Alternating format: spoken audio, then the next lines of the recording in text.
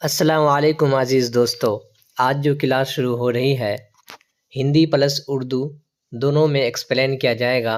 इससे ये होगा कि आप लोगों को जो पेडागोजिकल क्वेश्चन है, चाहे हिंदी का हो या उर्दू का हो, दोनों आपका मजबूत होगा। चलिए आज की क्लास शुरू करते हैं। Question number 134। शुरू का मुतज़ाद है ख़त्म, जारी, आखिरी, सारी। इसका आंसर होगा नंबर 3, आखिरी। इसी को हिंदी में बोलते हैं स्पष्टीकरण यानी एक्सप्लेनेशन। शुरू यानी शुरुआत का विलोम शब्द यानी आखिरी अतः होता है।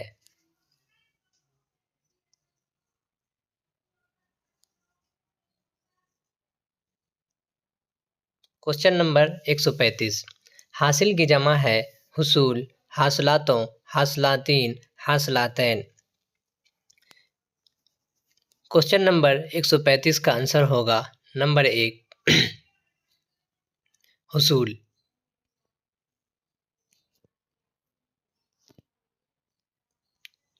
Question number 136। बुनियादी सतह पर अंदाज़े क़दर के लिए आला कार और अमल को इस अंदाज़े तरतीब देना चाहिए कि वाज़े जाँच और इम्तहानात आमोज़गारों के लिए मुनासिब हो जाएँ। वो बच्चों के आमोज़शी तजुर्बात कमी फ़ितरी तौसी हों। आमोज़गार की पेशरफ्त को बयान करना और उसका तज्ज़िया करना चाहिए और साथ ही क्लास की मजमूई कारकर्दगी भी पेश नज़र हों। उस्ताद तमाम आमोज़गारों की हुसूलियाबियों के अंदाज़े क़दर के लिए एक वाहिद तरीक़ा अपना सकते हैं। क्वेश्चन नंबर 136 का आंसर है नंबर 2। वो बच्चों के आमोज़शी तजुर्बात यानी कमी फ़ितरी तौसी हों। इसी का हिंदी में एक्सप्लेनेशन है यानी स्पष्टीकरण है मूल्यांकन। बच्चों के सीखने के अनुभवों का स्वाभाविक विस्तार होना चाहिए। Question number 137। बच्चों की वकूफ़ी तरक्की और ज़बान यानी रद्द अमल और नकल के अमल से मरबूत मैसेज के उसूल से मुताल्लक़ है। फ़र्द ज़बान में महारत की सलाहियत के साथ पैदा होती है। तरक्की में कोई रिश्ता नहीं होता। ये सकाफ़त और बच्चा जिस कम्युनिटी में रह रहा है उससे काफ़ी मरबूत होता है। क्वेश्चन नंबर 137 का आंसर है नंबर 4। ये सकाफ़त और बच्चा जिस कम्युनिटी में रह रहा है उससे काफ़ी मरबूत होता है। स्पष्टीकरण है बच्चों का संज्ञानात्मक विकास और भाषा उनके सांस्कृतिक और सामुदायिक परिवेश से गहराई से जुड़े होते हैं। Question number 138। दूसरी ज़बान बेहतरीन अंदाज में सीखी जा सकती है। क्लासरूम में क़वाइद पर तवज्जो देकर और उस्ताद का ताउन हासिल करे। अहले ज़बान से उनकी सोसाइटी में मुस्तकिल राब्ता स्टोर करे। समई लिसानी तरीके से मुकालमों को बार बार दोहरा कर और उन मश्क करे। हदफ़ ज़ुबान में बोलने का कोर्स करे। क्वेश्चन नंबर 138 का आंसर है नंबर 2। अहले ज़बान से उनकी सोसाइटी में मुस्तकिल राब्ता स्टोर करे। इसी का स्पष्टीकरण है हिंदी में दूसरी भाषा सीखने का सबसे अच्छा तरीका मूल वक्ताओं के साथ उनकी सोसाइटी में लगातार संपर्क यानी स्थापित करना।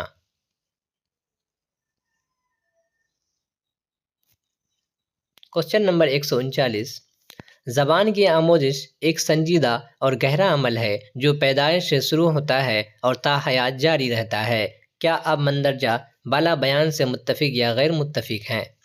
मैं इस बयान से मुत्तफ़िक हूँ। मैं इस बयान से गैर मुत्तफ़िक हूँ। मैं जुज़वी तौर पर इस बयान से इत्तफ़ाक़ रखता हूँ। मैं जुज़वी तौर पर इस बयान से इत्तफ़ाक़ नहीं रखता हूँ। क्वेश्चन नंबर 139 का आंसर है नंबर 1। मैं इस बयान से मुत्तफ़िक हूँ। हिंदी में स्पष्टीकरण है भाषा सीखना एक गंभीर और आजीवन प्रक्रिया है जो जन्म से शुरू होती है और जीवन भर चलती रहती है। क्या हम इन शैक्षणिक अवधारणाओं के बारे में क्वेश्चन नंबर 140। छपी किताबें, प्रिंट बुक, ऑडियो बुक वगैरह जो छोटे बच्चों की ही सलाहियतों को बरवेकार लाने वाले हैं। उन्हें क्लासरूम का हिस्सा होना चाहिए क्योंकि इससे क्लास में तनव्वुअ आता है और बच्चों को तनव्वुअ पसंद है। ये असातिज़ा को अंदाज़े क़दर के लिए मुख्तलिफ़ किताबों के इस्तेमाल की आज़ादी देता है। ये मुतनव्वुअ और आमोज़गारों की किताबों तक रसाई को बढ़ाता है। किताबें असातिज़ा पर बोझ नहीं होगी। क्वेश्चन नंबर 140 का आंसर है नंबर 3। ये मुतनव्वुअ आमोज़गारों की किताबों तक रसाई को बढ़ाता है। स्पष्टीकरण है हिंदी में विविध प्रकार की छपी किताबें, प्रिंट बुक, ऑडियो बुक आदि को कक्षा का हिस्सा होना चाहिए क्योंकि विभिन्न सीखने की शैलियों और क्षमताओं वाले छात्रों की ज़रूरतों को पूरा करती है। ये सुनिश्चित करता है कि सभी शिक्षार्थियों को उनकी व्यक्तिगत आवश्यकताओं के अनुसार शैक्षणिक सामग्री तक पहुंच मिले, जिससे समावेशी शिक्षा को बढ़ावा मिलता है।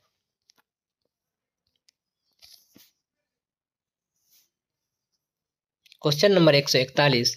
उस्ताद 5वीं जमात के बच्चों से एक कहानी को जल्दी से जल्दी पढ़ने और फिर 4 तस्वीरों को तरतीब से रखने के लिए कहता है। इस सरगर्मी का मकसद है तस्वीरों को तरतीब से रखना, खुलासा के लिए पढ़ने की मशक देना, मखसूस मालूमात के लिए पढ़ने की मशक देना, कहानी के नए और मुश्किल लफ्ज़ियात को दोहराना। क्वेश्चन नंबर 141 का आंसर है नंबर 2। खुलासा के लिए पढ़ने की मशक देना। स्पष्टीकरण है कहानी को जल्दी से पढ़ने और फिर चित्रों को क्रमबद्ध करने के लिए कहने का उद्देश्य कहानी के सारांश या मुख्य बिंदुओं को समझना है, न कि विशिष्ट विवरण या शब्दावली पर ध्यान केंद्रित करना। Question number 142। पढ़ने के मुतय्यना आमोजशी मकासद और काम होते हैं। आमोज़गारों से तवक्को की जाती है कि वो मतन को पूरी तवज्जो, तफसील और रहनुमाई से पढ़ेंगे। यह है तौसीई मुताला, बगौर मुताला, रहनुमाई किया हुआ मुताला, लुत्फ़ अंदोज़ होने के लिए मुताला। क्वेश्चन नंबर 142 का आंसर है नंबर 2। बगौर मुताला।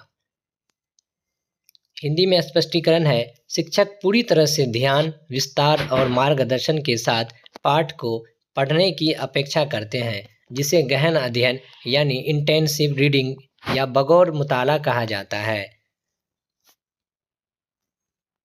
Question number 143। तलबा उस्ताद के फराहम करदा मिसाल जुमलों को दोहराकर ज़बान के पैटर्न को सीखते हैं। वो दिए गए जुमलों को याद कर लेते हैं और जब वो उस मश्क को सही से कर लेते हैं तो उस्ताद उनकी तारीफ़ करते हैं। उस्ताद इस्तेमाल करता है समई लिसानी तरीक़ा, तरसीली तरीक़ा, कुल जिस्मानी रद्द-ए-अमल, साख्तियाती तरीक़ा। क्वेश्चन नंबर 143 का आंसर है नंबर 1। समई लिसानी तरीक़ा। स्पष्टीकरण है छात्रों द्वारा उदाहरण वाक्यों को दोहराना और याद करना, भाषा के पैटर्न पर ध्यान केंद्रित करना, सर्व भाषाई विधि यानी ऑडियो लिंग्वल मेथड की एक प्रमुख विशेषता है।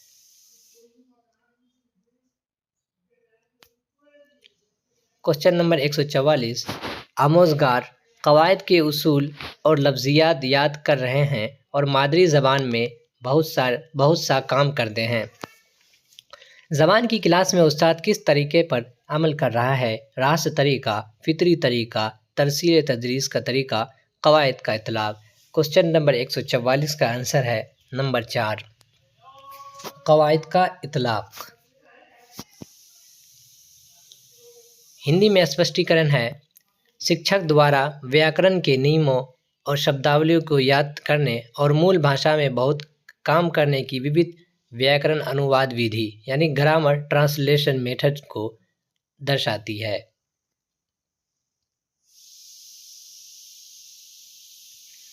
Question number 145। अगर बच्चे अपने इर्द गिर्द बोली जाने वाली 2 ज़बानों को सुनते हैं, इस तरह 2 ज़बानों से उनका तारुफ बच्चों के लिए नुकसानदेह होगा, बच्चों के लिए मुफीद होगा, कोई फ़र्क नहीं पड़ेगा, समझने में तज़ब्ज़ुब का शिकार हो जाएंगे। क्वेश्चन नंबर 145 का आंसर है नंबर 2। बच्चों के लिए मुफीद होगा। स्पष्टीकरण है, बच्चों के लिए अपने आसपास बोली जाने वाली दो भाषाओं को सुनना आमतौर पर उनके संज्ञानात्मक और भाषाई विकास के लिए फायदेमंद माना जाता है। क्वेश्चन नंबर 146, पढ़ने की आमोजिश का एक बड़ा चैलेंज तरगीब और अच्छे अदब अतफाल को हुसूल है। इस चैलेंज पर काबू पाने के लिए उस्ताद को होमवर्क के तौर पर रोज़ाना एक किताब पढ़ने की तरगीब देनी चाहिए। तहरीक एक छोटी लाइब्रेरी के क़याम के लिए वालिदैन की हौसला अफजाई करनी चाहिए। तरगीब और पढ़ने में दिलचस्पी पैदा करने के लिए अदब अतफाल तक बआसानी रसाई।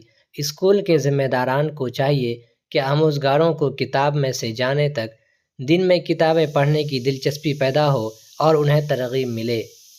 क्वेश्चन नंबर 146 का आंसर है नंबर 3। तरगीब और पढ़ने में दिलचस्पी पैदा करने के लिए अदब अतफाल तक बआसानी रसाई हो। स्पष्टीकरण है, पढ़ने की प्रेरणा और बच्चों के अच्छे साहित्य तक पहुंच की चुनौती को बच्चों के साहित्य तक आसान पहुंच प्रदान करके दूर किया जा सकता है, जिससे रुचि पैदा होती है।